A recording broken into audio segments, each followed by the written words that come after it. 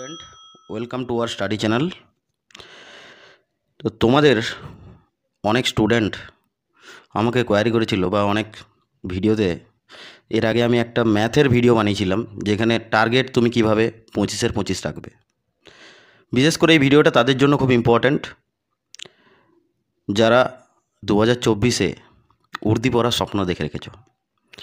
WP বলো, KP বলো, SI, RPF, তো এছাড়াও রেলের বিভিন্ন রকম পরীক্ষা যেমন এলপি টেকনিশিয়ান, তো তাদের জন্য কিন্তু এই ভিডিওটি খুব গুরুত্বপূর্ণ।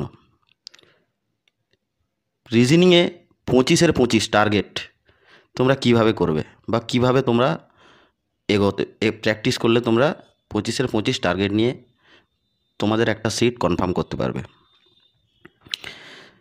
তো তাদের জন্য এই ভিডিওটা সত্যি ইম্পর্ট্যান্ট যারা এখনও অবধি ম্যাথে বা রিজনিংয়ে দুর্বল আছো, বা যারা রিজনিংয়ে এখনও 25-এর মধ্যে হয়তো 10 পাচ্ছ, 12 পাচ্ছ। তো তোমাদের রিজনিংটা একটা এমন একটা সাবজেক্ট যেখানে কিন্তু খুব ভালো নাম্বার ক্যারি করা যায়, আর এটাও পুরো ম্যাথের মতো। হলে ঠিক হলে একদম ঠিক হিরো, আর যদি ভুল হয়ে যায় তুমি কিন্তু এখানে জিরো হয়ে যেতে পারো। ঠিক আছে, তো তাহলে তোমাদেরকে এখন থেকে কোন কোন বিষয়গুলোর উপর বেশি জোর দিতে হবে রিজনিংয়ের, এবং সিলেবাস তো অনেক কিছুই আছে, আমি তোমাদের সিলেবাস নিয়েও আলোচনা করব, এবং সিলেবাসে বহু কিছু আছে। তো অত সব কিছু পড়া সম্ভব নয়। আমি সবসময় তোমাদেরকে বলে এসেছি, বা আমার স্টুডেন্ট অফলাইনের স্টুডেন্টদেরকে আমি বলি যে সবসময় চেষ্টা করো স্মার্ট স্টাডি করার। স্মার্ট দেখবে অল্প পড়েই তুমি কিন্তু ভালো নাম্বার ক্যারি করতে পারবে, এবং মাথায় প্রেশারটা অনেক কম পড়ে তাতে। ঠিক আছে, তো দেখো প্রথমে আমি তোমাদেরকে বলছি, দেখো রিজনিং কী কী আছে। নন ভার্বাল রিজনিং এটা একটা টাইপ। নন ভার্বাল রিজনিংয়ে কী কী আছে তোমরা দেখে নাও। 1 নম্বরে আছে দর্পণ প্রতিবিম্ব, জল প্রতিবিম্ব, বা যাকে আমরা ওয়াটার ইমেজ বলে থাকি, মিরার ইমেজ, ওয়াটার ইমেজ। তারপরে দেখো সম্পূর্ণ চিত্র সম্পূর্ণকরণ, কাগজ ভাঁজ, ঠিক আছে, কাগজ কর্তন। তারপরে হচ্ছে কি spotting out the embedded figure, grouping figure, জ্যামিতিক চিত্র, শ্রেণী বা সিরিজ, সাদৃশ্য, শ্রেণীবিভাগ। ঠিক আছে, তারপরে তোমাদের কি আছে ঘনক এবং ছক্কা, বা যেটাকে আমরা কিউব এবং ডাইস বলে থাকি। ঠিক আছে, এই তোমাদের নন ভার্বাল রিজনিংয়ের সিলেবাস। তো তোমরা অলরেডি জানো, বা যদি না জেনে থাকো তাহলে দেখে নাও। এইটা হচ্ছে তোমার মিরার ইমেজ বা দর্পণ প্রতিবিম্ব। ঠিক আছে, এই টাইপের তোমাদের কোশ্চেন হবে, 4টে অপশান দেওয়া থাকবে কোশ্চেন এইটা। ঠিক আছে, 4টে অপশান দেওয়া থাকবে এ বি সি ডি। ঠিক আছে, তো কোনটা ঠিক হবে। তারপরে দেখো এটা কিন্তু ওয়াটার ইমেজ বা জল প্রতিবিম্ব। দেখো নিচে জলের ছবি, জল আছে, সেখানে 4টে অপশান দেওয়া আছে এ বি সি ডি। তো এই টাইপের রিজনিং তোমরা কিভাবে করবে, বা 1 সেকেন্ড বা 2 সেকেন্ডে তোমরা কিভাবে করবে। কারণ রিজনিং এমন একটা জিনিস, এখানে নাম্বারও খুব ভালো পাওয়া যায়, এবং যদি কেউ অল্প টাইমের মধ্যে করতে পারে সে কিন্তু উইনার হয়ে যাবে।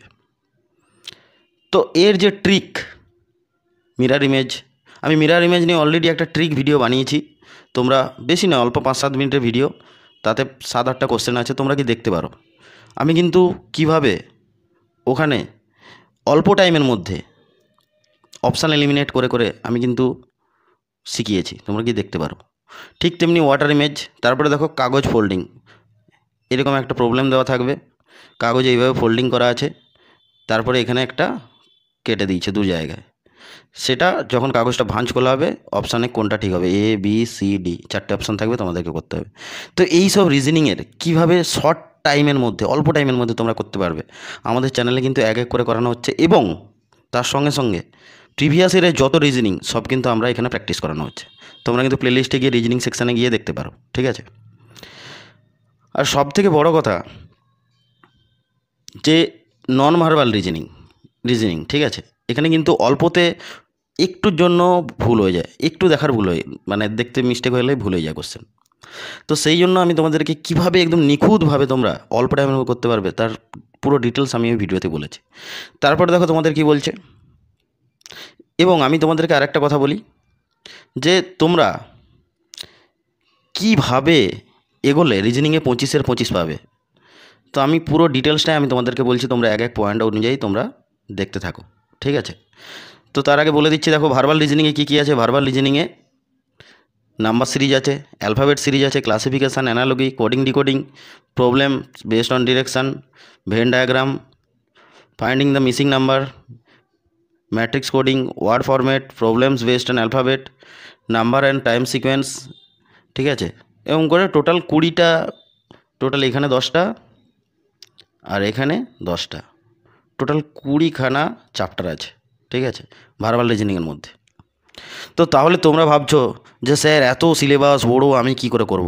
কিন্তু বড় তো সিলেবাস হবে, কিন্তু তার মধ্যে অল্প কিছু জিনিস প্র্যাকটিস করে যেতে হবে। এবং সেগুলো কি, সেগুলো আমি তোমাদেরকে এক এক করে ক্লাসের মধ্য দিয়ে আমি ওখানে প্র্যাকটিস করাবো। তো তোমরা এখন থেকে যদি না লেগে পড়ো, দেখতে দেখতে কিন্তু তোমাদের এক্সাম ডেট চলে আসবে। আফটার ইলেকশান তোমাদের এক্সাম ডেট চলে আসবে, ঠিক আছে। তো তোমরা কিভাবে 100% দিতে পারবে, তার জন্য আমি তোমাদেরকে এই ভিডিওটা বানানো। আর সব থেকে বড় কথা, 2024-এ যদি উর্দিটা তোমাকে পড়তেই হয়, তাহলে কিন্তু তোমাকে রিজনিংয়ে 25-এর 25 আনতেই হবে, ঠিক আছে। তো তোমরা কিন্তু ভার্বাল রিজনিংয়ের এই অপশানটা তোমরা দেখতে পেলে, ঠিক আছে। এবার নাম্বার সিরিজ আমি তোমাদেরকে বলি, অনেক রকম হয়, ঠিক আছে, বা অ্যালফাবেট সিরিজ, ঠিক আছে। তো তোমাদেরকে একটা জিনিস মাথায় রাখতে হবে, কিছু মেন পয়েন্ট বা টপিক তোমরা যদি শিখে যাও, অ্যাকচুয়ালি ডাব্লিউপির এক্সামের জন্য বেশি ডিপলি রিজনিং করার দরকার হয় না, ঠিক আছে। যেগুলো ডাব্লিউবিসিএস বা রেলের পরীক্ষা বলো, এনটিপিসি, ঠিক আছে, বা আদার্স সিজিএল সিএইচএসএলের জন্য একটু ডিপলি রিজনিং করতে হয়। কিন্তু ডাব্লিউবিপি বা এসআই বা কেপিএসআই বা ধরো আরপিএফের জন্য মোটামুটি তুমি যদি ভালো করে রিজনিং মোটামুটি প্র্যাকটিস করতে পারো, তুমি কিন্তু রিজনিংয়ে ভালো নাম্বার ক্যারি করতে পারবে। তো আমি তোমাদেরকে একটাই কথা বলি, আজ থেকে তোমরা লেগে যাও রিজনিংয়ের প্রত্যেকটা ক্লাস করার জন্য। আমাদের প্লেলিস্টে আছে রিজনিংগুলো, তোমরা এক এক করে ক্লাস করো, দেখতে পারবে যে কীভাবে আমি ওখানে রিজনিংগুলো বুঝিয়েছি, ঠিক আছে। সেকেন্ডের মধ্যে অ্যান্সার বেরোবে, সেকেন্ডের মধ্যে। এবার তোমাদেরকে আমি আরেকটা কথা বলি, আরেকটা টপিক আছে, সেটা হচ্ছে অ্যানালজিক্যাল রিজনিং। অ্যানালজিক্যাল রিজনিংটা হচ্ছে কিন্তু খুব ভাইটাল রিজনিং। তার মধ্যে কী কী আছে দেখো, সিলোজিজম বা অনুমান বাক্য, স্টেটমেন্ট অ্যাজাম্পশন বা বিবৃতি বা অনুমান, স্টেটমেন্ট কনক্লুশন বিবৃতি ও সিদ্ধান্ত, statement and course of action বা বিবৃতি ও কার্যধারা। তো এইবার তোমাদেরকে বলছি দেখো, স্টেটমেন্ট কনক্লুশন বা স্টেটমেন্ট অ্যাজাম্পশন, তোমাদের কিন্তু একটা কোশ্চেন দিয়ে দিবে যে বা স্টেটমেন্ট যে কোর্স অফ অ্যাকশান, ধরো তোমাদেরকে বলছে যে দেশে পলিউশন খুব বেড়ে যাচ্ছে, এর 4টে অপশান থাকবে, তোমরা কিভাবে এর সলিউশন করতে পারবে, ঠিক আছে। তো সব থেকে বেস্ট যে পয়েন্টটা হবে সেটা কিন্তু তোমাদেরকে তুলে নিতে হবে, ঠিক আছে। তো তোমার থিঙ্কিং বা যে কোশ্চেন করছে, যে এক্সামিনার কোশ্চেন করছে, তার থিঙ্কিং তো এক হতে পারে না, কিন্তু বেস্ট যে অপশানটা হবে, 4টের মধ্যে কিছু না কিছু বেস্ট অপশান হবে, হতেই পারে 2 আর 3 অপশানটাই বেস্ট হয়েছে, সেখানে অপশানে দেওয়া থাকবে option 2 and 3 are also eligible, বা 2 আর 3 অপশানটা ঠিক, এরকমও অপশান দেওয়া থাকতে পারে। তো তোমাদেরকে এক এক করে আমি চ্যাপ্টার ওয়াইজ কিন্তু আমি প্র্যাকটিস করাবো, প্লাস মিক্স কোশ্চেন আমাদের কিন্তু অলরেডি চলছে, প্রিভিয়াস ইয়ার সমস্ত প্রিভিয়াস ইয়ার।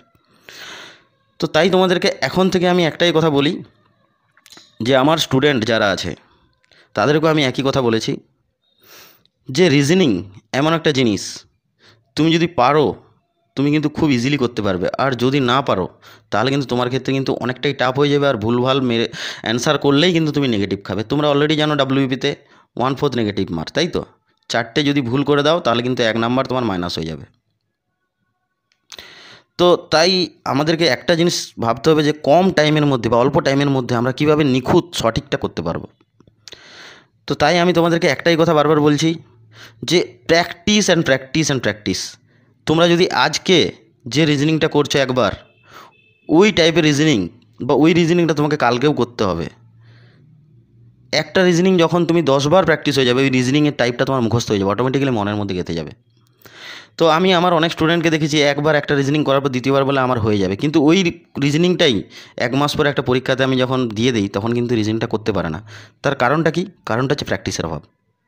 তো তাই আমি তোমাদেরকে বলছি, আমি তোমাদেরকে সব ভিডিওতে, প্রত্যেকটা ভিডিওতে আমি বলি, যে তুমি যদি 10টা কোশ্চেন যদি তুমি 10 বার পড়ো, আর 100টা কোশ্চেন তুমি যদি একবার পড়ো, আমি বলবো 10টা কোশ্চেন 10 বার পড়া অনেক বেটার। এই পড়াতেই তোমার কিন্তু রেজাল্ট হয়ে যাবে।